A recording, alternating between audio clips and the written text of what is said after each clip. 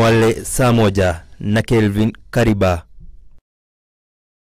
Nama bila shaka ikiwa ni ishara tosha kumewadia wakati mwafaka kukupasha yale yote tuliyokuandalia mchana kutwa. Jina langu ni Kelvin Kariba, mtangazaji kwenye studio ya pili kwa lugha ya ishara ni Biwanjiro Kahuria. Shukran, karibu tuandamane mwanzo hadi tamati. Na kwenye taarifa yetu ya kwanza, maafisa wa polisi kutoka kituo cha Kikuyu wamemkamata mwanamke mwenye umri wa kati na ambaye ndiye mshukiwa mkuu kwenye mauaji ya mwanafunzi wa kidato cha pili baada ya mzozano kati yao wawili kuhusu matumizi ya umeme katika ploti walimokuwa wapangaji. Makabiliano hayo yalizuka baada ya kukatika kwa umeme na ambapo mtuhumiwa alimkabili marehemu na kumdunga kisu na kusababisha kufariki papo hapo. Maafisa wa polisi wameanzisha uchunguzi wa mauaji hayo huku wakimwasilisha mahakamani kujibu mashtaka.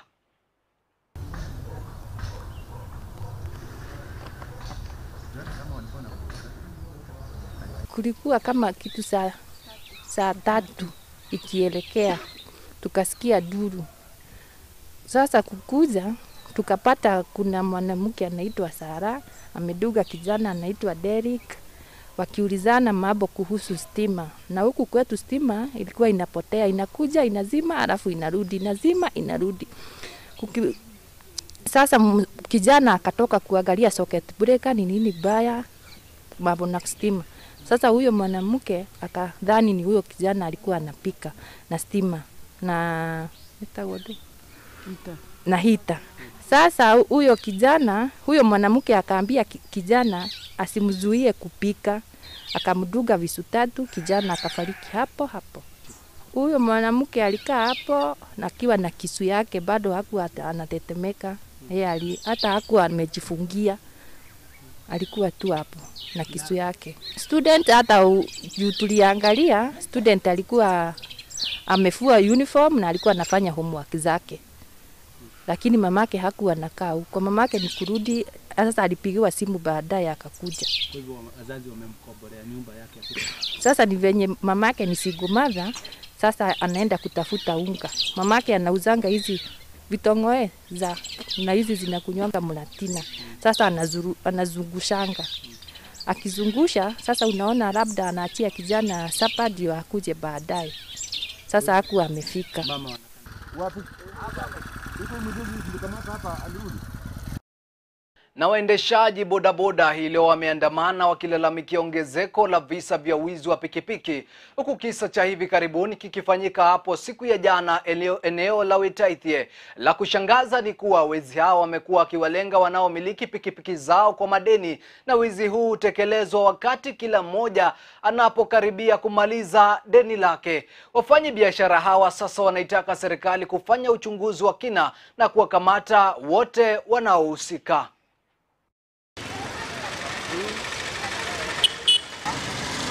Mimi naitwa Jeff Kenyanjui. Sasa bike yangu jana ndo iliibiwa. Mimi niliamka kwenda Wera nikakuta bike hakuna. Kupigia wasee wa truck wananiambia niende sijui kuandikiwa OB. Na ni usiku. Police station gani imefunguliwa saa hiyo? Ni OB ilikuwa ina truck kama ni trucker. So mimi kukimbia kwa OB nikachukua OB, kuwapigia tena wananiambia ningoje saa 2 wafungue ofisi. Si ndo sana nikakaa hapa saa 2. Kukaa hata wananiambia truck yangu ilikufaga kitambo. Ati ilikufaga date 25 mwezi wa 7. Of which zile siku zingine ikikufa wao unipigia. Na juzi pia walikuwa wamenipigia kunidai do yao. Na nikawatumia. Mimi nakosa kulipa nyumba ni walipe. Alafu asubuhi nakuja kupata hata sina bike. Hiyo saa ndo ngori sasa. Juu hakuna vile bike zilikuwa 3 kule hivyo. Yangu iko mwisho juu nilikuwa nimeingia wa kwanza. Lakini waliacha hizi 3, hizi 2 wakakujia yangu yenye iko na traka. Mimi sidhani wewe kuwa mwizi unaweza iba yenye iko na traka yenye utakimbizwa uache yenye ina traka.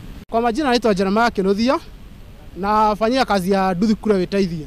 Na juzi tu walikuwa wampigia simu ataje alipa duthi. Sijui ilikuwa siku 2 au siku 1. Wakampigia nini? Wakampigia simu akuje alipe.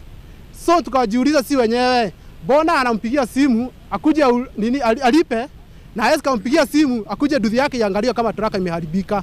Na last time duthi yake bado hiyo duthi ilikuwa imeharibika traka. Wakampigia simu akakuja ikatengenezwa. Saa this road bona hakutaka ikuje itengenezwe. Nani wakati amebakisha tu mwezi moja alipe duthi. So tunaona kuna uhusiano, sababu how comes ati duthi inaweza enda 3 weeks bila kuonekana kwa traka na hao wenyewe shughuliki. Hiyo duthi akataa kulipa, wanampigia simu. Kwa nini? So sisi tumekuja hapa na asikatupea hiyo duthi, walikuwa wanasema mzee hataki duthi mzee. Hiyo duthi mzee nayo wametoa wapi? Isipokuwa hiyo duthi mzee wanatoanga nayo wapi hiyo mzee? Na wao tunajua wanafanyaga duthi mpya. Kwa majina naitwa Michael Ngale. Ni mimi chairman wa hii watu wa nduthi wa Wetaithie. Nimekuja hapa kwa hii kampuni yenye inaitwa Watu Credit. Tumekuja kushughulikia wizi ulifanyika jana, ambayo mmoja wao mahali amepewa pikipiki ya huku kwa watu, inasemekana iliimbiwa, na kufutilia ile tuweze kupewa tulaka information ya tulaka vile inaelezea mahali pikipiki imeelekea, ndio tukakuja kupata kwanza jabla kwanza wanatuitisha OB. Na ni usiku, tukashindwa OB itatoka wapi hiyo usiku. Sasa tukarundi leo asubuhi huku, ndio wakaanza kusema hata hiyo tulaka ilizimanga tarehe 25 mwezi wa samba, na hizo siku zote hawajai ambia mwenye pikipiki kuwa tulaka yako imezima, kuja tukurekebishie ama vile itafanyika. Na sasa jana asubuhi pikipiki yake iliimbiwa huko kwa ploti, na tukawajulisha, na ndio maana tumekusanyika hapa. Tumekuja hapa tukililia hata serikali waweze kuchunguza kwa undani kama hawa watu wanapeana hizi pikipiki za loan huanga wanashirikiana na hawa wakola. Ni watu wengi sana unakuta wa pikipiki, visa ni mingi zimefanyika, unakuta mtu ameuliwa wa pikipiki, na sana tukifuatilia unakuta hizo pikipiki zilikuwa za mikopo.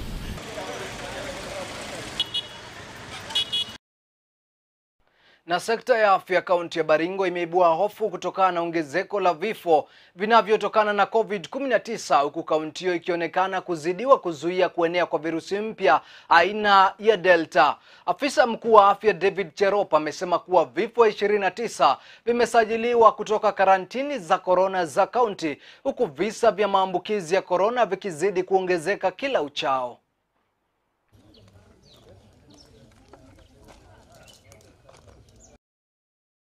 The statistics are getting bad. The COVID situation is getting bad in our county. That we are worried that our people have relaxed in observing the COVID prevention protocols, and that we are experiencing the number of cases, infections are rising, the hospitalizations is rising, the deaths are rising, and we want to tell our people that please do not ignore the messages we keep telling you.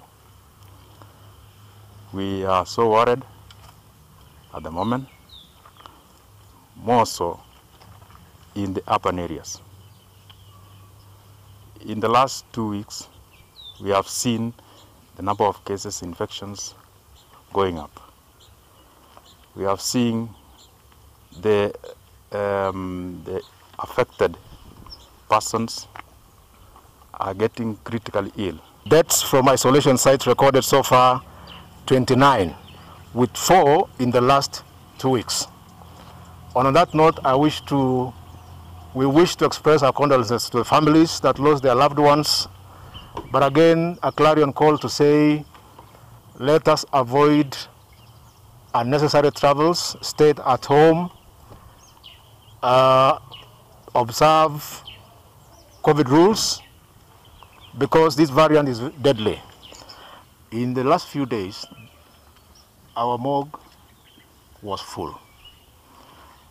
And remember what the CEC has mentioned about the protocols and the rules in terms of disposing bodies.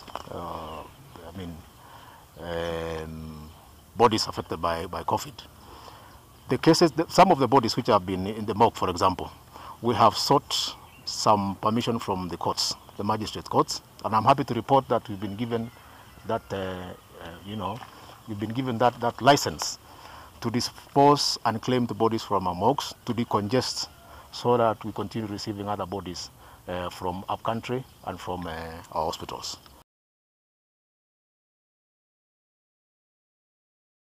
Na serikali ya kaunti ya Nakuru imeshirikiana na serikali ya taifa la Israeli kutoa mafunzo ya kiteknolojia na uzalishaji wa vyakula humu nchini. Chini ya mpango huo, kaunti ya Nakuru itawafadhili vijana wanafunzi kwa miezi 13 ikiwa kama njia mojawapo ya kuboresha kilimo kaunti hiyo ya Nakuru. Kama kaunti na assembly yetu tulipitisha ile inaitwa Youth Fund, ambayo itakuwa ni njia mzuri ya kuwapatia hela katika ile riba ya chini, ile wafanya biashara wetu wa ndogo ndogo, kwa sababu every youth ukienda kwa kazi yoyote siku ya leo, ukienda kuomba pesa benki, wanakuambia tupe bank statement ya miezi ngapi? 6. So tuliona kama mtu amemaliza chuo kikuu, amemaliza college, amemaliza wapi, umuulize pesa kama hizo, hawezi akapata hizo hiyo 3 months statement or something like that.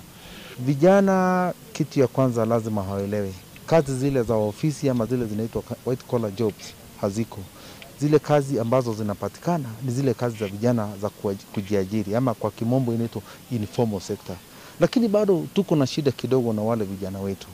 Ile kasumba ya kikoloni ati ni lazima mtu andikwe kazi mahala, bado inasumbua vijana wetu. Na nilipokuwa nikiongea nilisema ni wakati mkubwa na sasa kama sisi department kujaribu kubadilisha ile kitu inaitwa mindset, that sasa ni vizuri vijana waanze kuingia kwa informal sectors, ndio waweze, hapo ndio kazi ziko.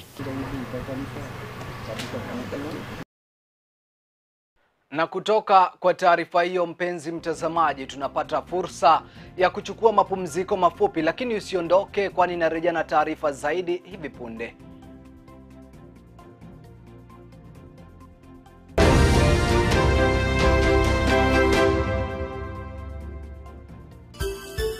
Unatazama Mwangaza TV, tumaini lako. Like every mom, you want the best for your child. Happy birthday. You feed her mind and nurture her body. And you understand there are times you have to let her pick herself up when she falls. You make sure she knows the joy of sharing happy moments with family. And when everything comes together, you above all others will share the taste of success with her. Blue Band tastes like mama's love.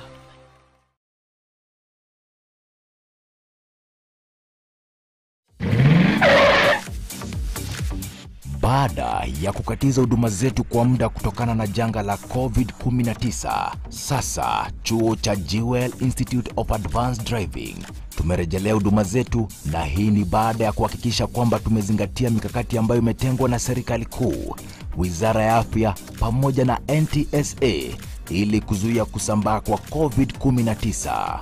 Hapa tunatumia mtaala mpya wa NTSA na tunafunza vitengo vyote vya udereva kuanzia Class A ambapo unafunzwa kuendesha pikipiki na tuktuk, Class B ambazo ni gari ndogo, Class C hizi ni gari za kubebea mizigo, na Class D ambazo ni gari za kubebea abiria.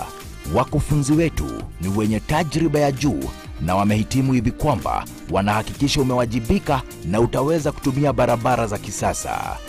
Zaidi ya hayo, hapa tuna magari mengi ya kufanyia practicals na hivyo kuhakikisha kila mwanafunzi amepata fursa ya kutosha.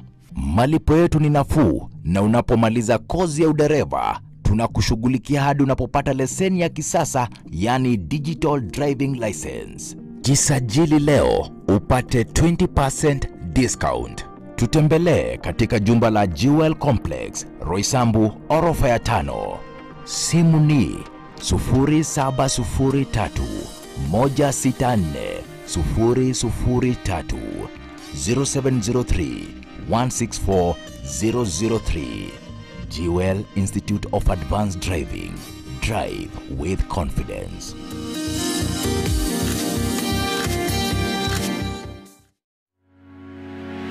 Jay, unatafuta Unatafuta shule ya kujiunga nayo hasa baada ya kumaliza kidato cha 4? Usitafute tena, kwa maana Overflow College of Hairdressing and Beauty Therapy tuko hapa kwa ajili yako. Tunapatikana mjini Nanyuki na tayari tumepewa kibali na Wizara ya Elimu kupitia TVET, ambapo tupo na miaka 8 tangu tulipoanza kutoa mafunzo na tumewahudumia zaidi ya wanafunzi 2000 kufikia sasa.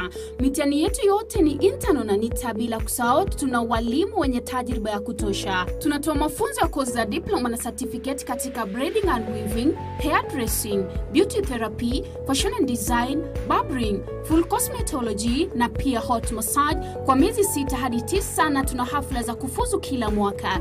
Na ili kuwatosheleza wote, tumeanza kozi mpya ya interior decor, ambapo pia tunatoa scholarship kwa baadhi ya wanafunzi wasio na uwezo. Ndani ya Overflow College of Hairdressing and Beauty Therapy tunakubali malipo ya polepole, na baada ya mwanafunzi kumaliza huwa tunamtafutia kazi papo hapo. Fanya hima ujiandikishe sasa, ambapo tunawachukua wanafunzi wapya kwa bei nafuu. Usao pia maktaba yetu yamejaa vitabu. Overflow College of Hairdressing and Beauty Therapy tunatoa mafunzo ya computer classes pia. Iwapo una swali ni kwa nini ujiunge nasi, kumbuka wengi waliofuzu wapa tayari wamejiajiri na wanakula unono. Itakuwaje sio wewe? Hatimaye na kwa wale wana harusi tunatoa huduma za bridal makeup pamoja na hair styling.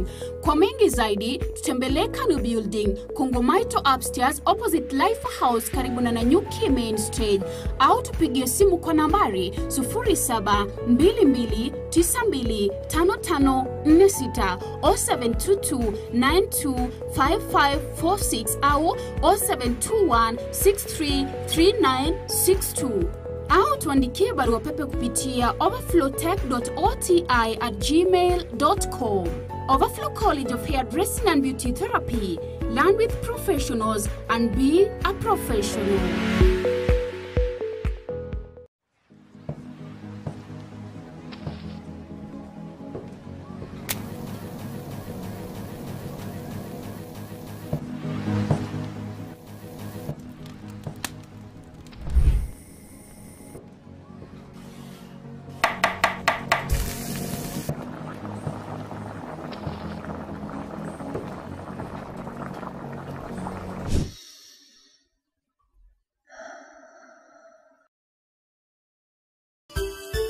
Unatazama Mwangaza TV, tumaini lako.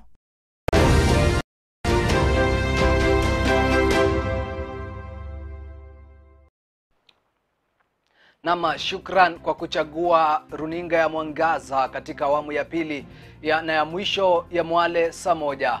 Afisa aliyehusika na ubakaji katika kambi ya wakimbizi ya Kakuma hii leo alifikishwa mahakamani na kusomewa mashtaka hayo, na ambayo anakisiwa kutekeleza mwaka wa 2019 mwezi wa 6. Mshtakiwa alikanusha mashtaka hayo, huku kesi hiyo ikiahirishwa.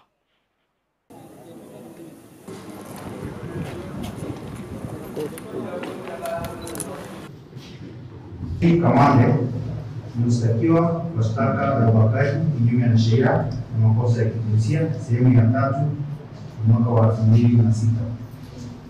Maelezo ni kwamba mnamo tarehe 6 mwezi wa 6 mwaka wa 2019 katika kambi ya wakimbizi ya Kakuma sehemu ya Kakuma 4 iliyoko katika jimbo ndogo la Magharibi Turkana, jimbo la Turkana, wewe pamoja na wenzako ambao wako mbele ya hii mahakama kwa makusudi na kinyume na sheria ulifanya sehemu ya siri sehemu yako ya siri ikapenyeza kwa sehemu ya siri ya Rebeka na Nchiu, mwanamke mkimbizi kutoka Sudan mwenye umri wa miaka 40 bila elimu yake. Ni ukweli au si ukweli? Have you received a copy of the charge? Na wakazi wa kijiji cha Ukot Ngaremara wamefurahia mradi wa maji eneo hilo. Mradi huo ambao ni wa kwanza kabisa umefadhiliwa na shirika la Msalaba Mwekundu. Zaidi ya wakazi 8,000 kutoka kijiji cha Ukota na viunga vyake watanufaika na mradi huo. Wakazi wa eneo hilo wamepongeza kukamilika kwa mradi huo, wakisema utawafaa pakubwa haswa kina mama wanaosafiri mbali kutafuta bidhaa hiyo. Mradi huo umegharimu takriban shilingi milioni 11 na wakazi watahitajika kutoa shilingi 100 peke yake kila mwezi, kiwango ambacho ni chache zaidi ikilinganishwa na gharama ya kutafuta maji.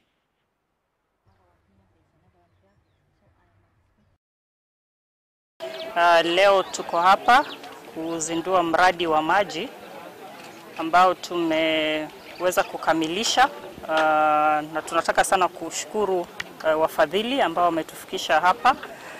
Mradi tulianza na Latter Day Saints ambao walitupatia milioni 2.5 kuanzisha ile kuchimba ile borehole, alafu tukapata ufadhili wa Nestle milioni 11 ambao sasa wakachangia kuipatia equipment na pia kusambaza maji katika vijiji na mpaka kwa ile soko ambayo tumeelezewa.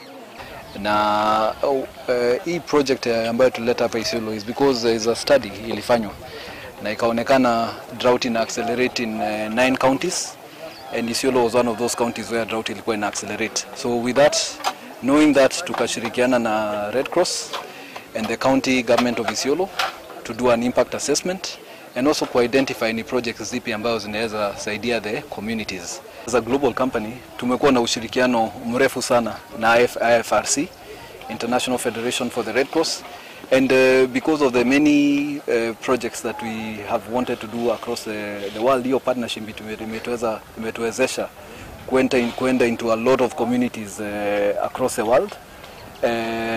And hiyo partnership ndio imefanya tukaweza kufika into many communities beyond just here, into other places of the world. And so the project is done across many locations in the world where there is a need for that wash program. Sasa kama watu 8,000 wanaweza kuaccess maji na watu 2.2 kilometers away wanaweza kuaccess, na households zaidi ya 1,000 inaweza kupata maji kwa urahisi, na wale wanaweza kulima wanalima. Mimi nimeshangaa, nimekuja hapa na ni sehemu ambayo tunaona ni kame, lakini unaweza angalia across uone kuna manyata ambao wamepanda ndizi, migomba ya ndizi inaonekana, matunda inaonekana kwamba this project is an oasis in a desert, kwa sababu inatumika for multiple use. Ni maji ya kunywa, ni maji ya kulima, ni maji yanatumika katika mifugo, na kwa hivyo ni maji ambayo inawasaidia sana. Tulikuwa tunaumia sana, watoto wetu walikuwa wanauma na masho. Mtoto anashindwa kukaa kwa darasa kwa sababu ya masho. Mtoto anaenda asubuhi bila kuoga. Pia akikuja mchana hawezi kula kwa sababu kama mama aende mahali mbali kilomita kadhaa kutafuta maji. Sasa hata kuchelewa kukula jioni anachelewa kula kwa sababu mama anachelewa kuleta maji kutoka mbali. Sasa hii hali iko aje? Hali iko nzuri. Naona hata sasa tuko na afya nzuri. Hakuna mtu ako mchafu. Hata sasa ukifika katika manyata zetu watu wako wasafi. Wanaosha vyombo, wanaoga, na watoto pia wako na afya nzuri.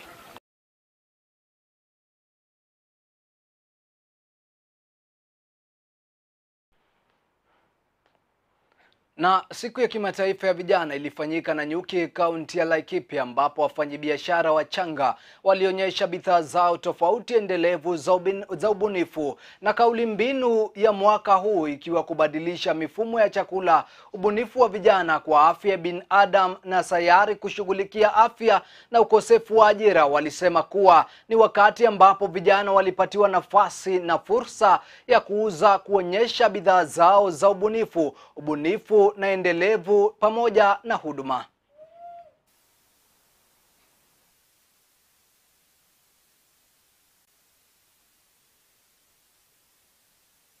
And the theme for this year is around transforming food systems using human and planetary health, but mostly the keyword is youth innovation to cover all these issues that we have right now on the human and planetary health.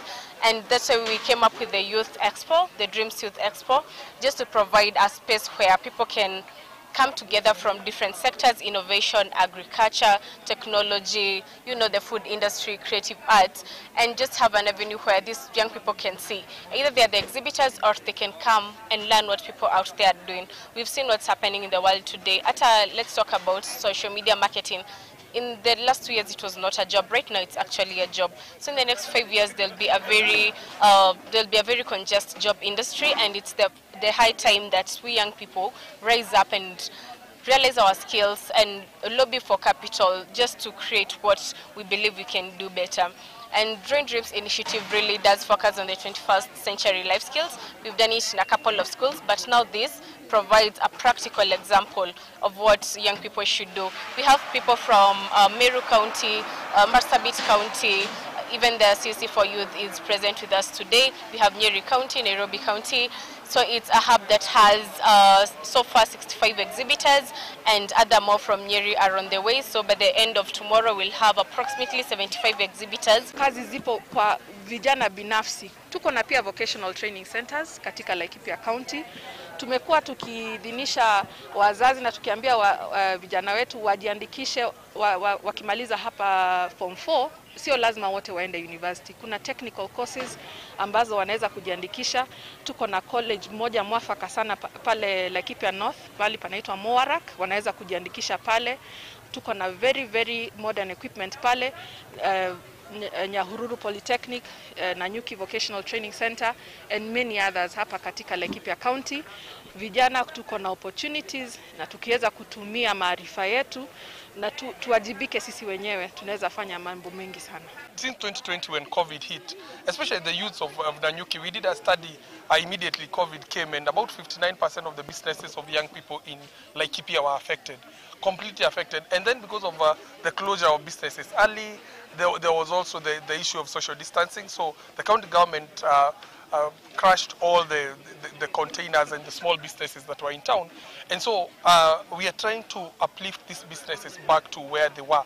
And we are glad the county government is also supporting in waiving some of the licenses we've advocated, so that young people don't have to pay the full levy at one time.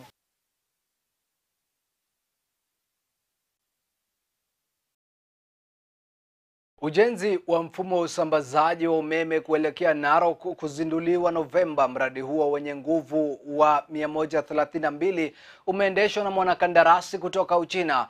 Wanakandarasi wanasema tayari 88% imekamilika, huku ujenzi wa minara 20 peke yake ukisalia.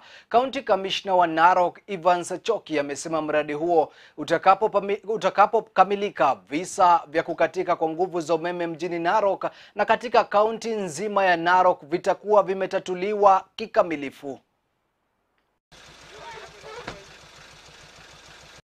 The Olkaria-Narok transmission line project is a 132 kV line.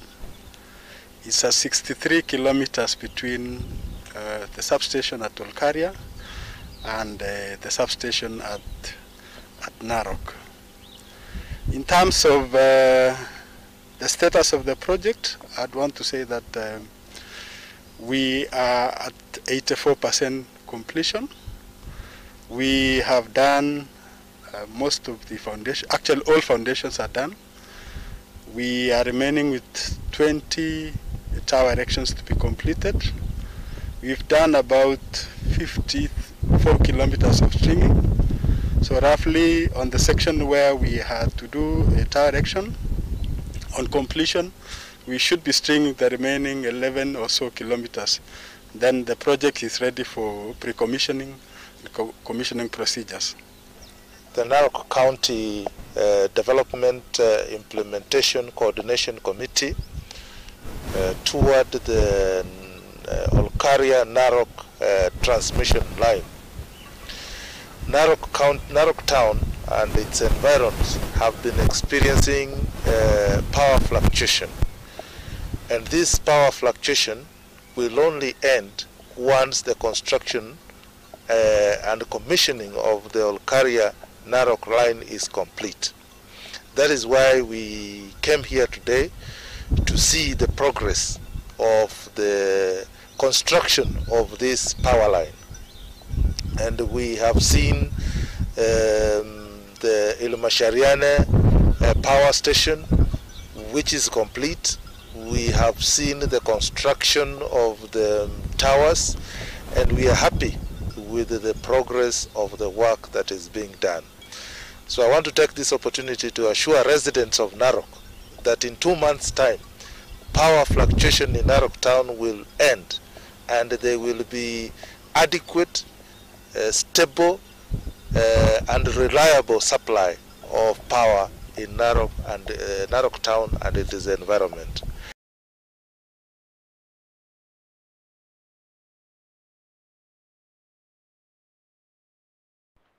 Na zikiwa zimekatika dakika 29 dakika bora za kutamatisha taarifa zetu siku ya leo. Shukrani za dhati mpenzi mtazamaji kwa kuchagua runinga ya Mwangaza usiku wa leo kukupeperushia taarifa hizi. Jina langu ni Kelvin Kariba, mtafsiri kwa lugha ya ishara ni Biwanjiro Kahuria, na baada ya hapa utakuwa ukipokea makala ya riziki yangu pamoja na kipindi cha Kegosho Live. Shukran, endelea kuwa na utazamaji mwema katika runinga ya Mwangaza.